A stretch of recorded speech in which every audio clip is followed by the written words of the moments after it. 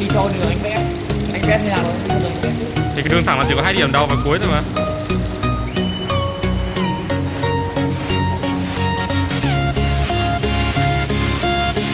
Đây là Bồi Hàn.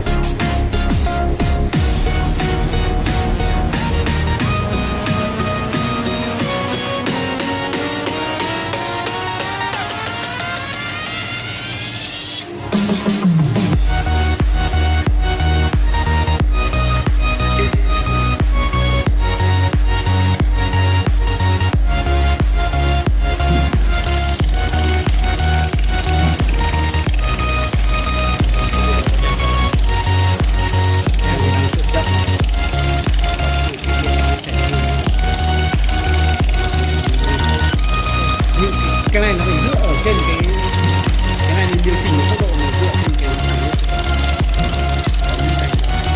thì máy nó chuẩn, nó chuẩn Vào đâu vào đấy luôn.